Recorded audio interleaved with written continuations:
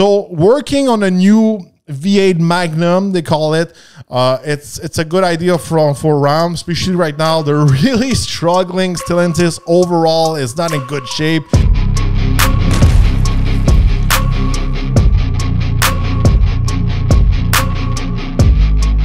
Are Dodge and Ram are bringing back the V8?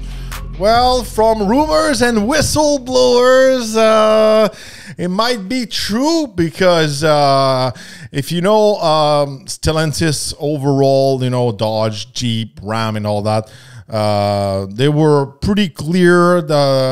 This year was pretty much the last year of the V8s, and they were about to replace all the V8s with Hurricane engines. So if you're not familiar with the Hurricane engines, those are a 6-cylinder inline 3-liter twin turbo.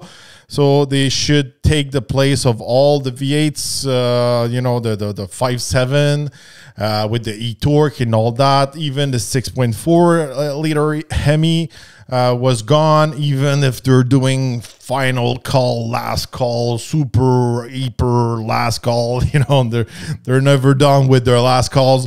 But the rumor is they were already working on a new V8, Magnum V8, and that project was put on the side for a little while because it was a bit too difficult to match the new EPA regulation of the emission. But still, right now, with some political change in the US and all that, that project might be back on track and, you know, really rushing to bring back a V8. And supposedly this V8 is going to be a small V8, maybe similar to the V8 5-liter Coyote we can find at Ford. So something less than a 5-liter, maybe a 4.8, 4.7. Who knows? But it's going to be a dual overhead cam, variable cam timing and all that. Easier to match specifically the emission and all that. But supposedly this project is back on track and may appear inside of the new Charger Daytona and also inside under the hood of the new Ram 1500. You know, from my point of view, that's a good idea because, you know, right now the Hurricane doesn't have the best reputation. It's not, there's been a lot of issues already. And, you know, when you're launching a new engine like this, especially like a high horsepower turbo engine, and when those engine also evolves inside of a truck, 1500, like the Ram, it's pretty brutal, you know, on the engine, especially while towing and all that. So basically what Ram is doing right now, I'm speaking about trucks right now, but, you know, this engine will be pretty much maybe shared all across Jeep, Dodge, and Ram, maybe Chrysler if they bring back something cool. But, you know, if we take the example of Ford back in the day, if we go back in 2009, 2010, that's where they launched the first V6 EcoBoost engine. I was working with Ford back then. At first, they've been putting that engine inside of a Ford Taurus and the Ford Flex. So they've been, you know, kind of like benchmarking this engine, trying some stuff inside of those cars. And after that, they've been putting those EcoBoosts in the F-150. But still, you know, at first, maybe there's a ton of people who love their EcoBoost in their F-150. But those have been multiple generation of engine. They've been improved through the years. And back then, you know, it was not, everyone was not really happy with the EcoBoost. There was some issues with the first gen and all that. But basically what Ram is doing right now is really like doing what Ford has been doing back 15 years ago. And I always thought it was a bad idea, a bad strategy from Ram, you know, not offering a V8 anymore. Because when I was working in the auto shows, it was really important for the customer to have the optional V8. Some people don't like turbo engines. They don't want a V6 and etc. They just want an old school V8s for tons of reason. And even back then, Ford was some head executive wanted to remove the V8, and I remember the Ford truck team was really pushing, like, no, we should keep the V8 inside of the F-150, and it's not a good idea. The truck guys still want this truck, and even to this day, you know, it's a nice option inside of these trucks. So working on a new V8 Magnum, they call it. It's a good idea for Ram, especially right now. They're really struggling. Stellantis overall is not in good shape. You know, they're not selling the Jeep like they used to do. I think the Wagoneer, the Grand Wagoneer, is not a success. The Fiat 500e already shut down. Some of the factories are shut down. Their sales are not there.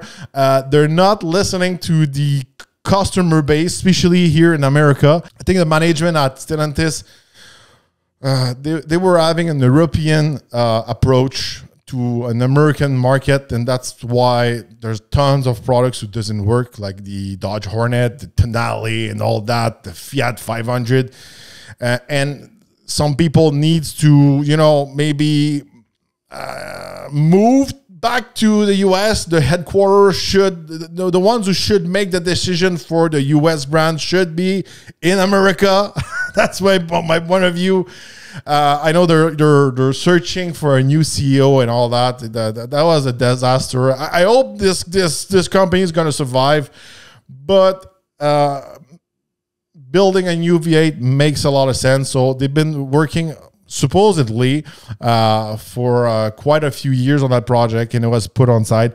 So now it's back on track. They're pushing hard to bring back that V8. We should maybe expect to see that V8 maybe in 2027. I'm not sure when exactly it's going to be ready. I don't know how much work the internal team of engineer was working on, been working all along on that engine. But, you know, it just makes sense. You know, Ford has been working on their V8 still today. We're at Gen 3 or even Gen 4, no, Gen 3 of the Coyote.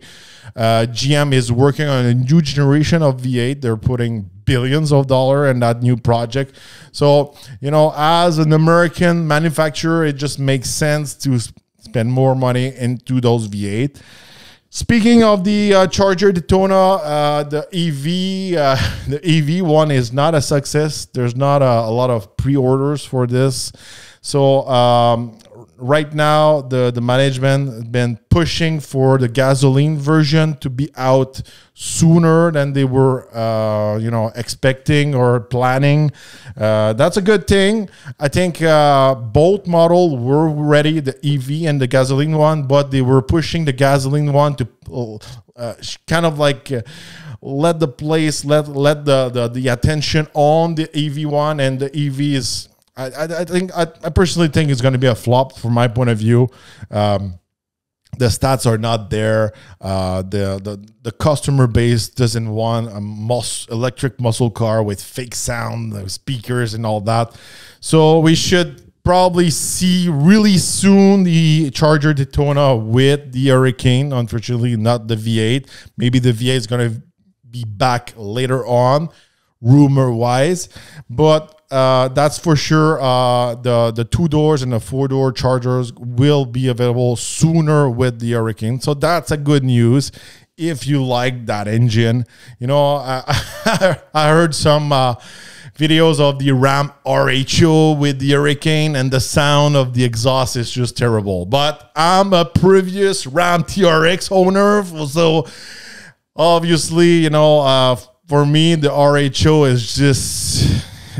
It's just terrible, especially here in Canada.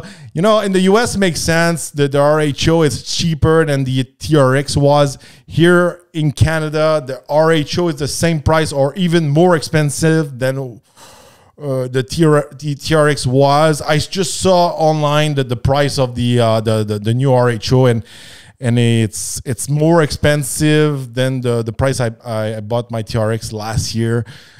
So it's just terrible from my point of view. This truck is a recycled TRX with a swap engine and some new headlights. For me, it's It's not my cup of tea. That's just what I want to say.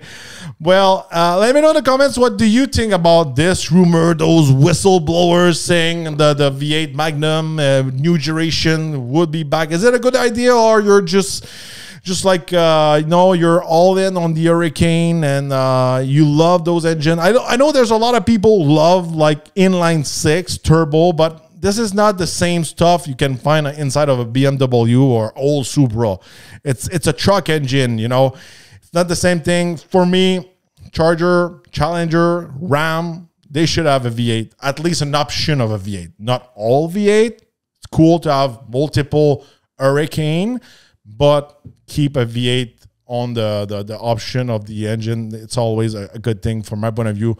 From my experience with the auto shows, working with people for years and years, working with Ford and GM. That's my point of view. Let me know your opinion in the comments. Don't forget to subscribe, like, and share. And we're going to see each other on the next podcast.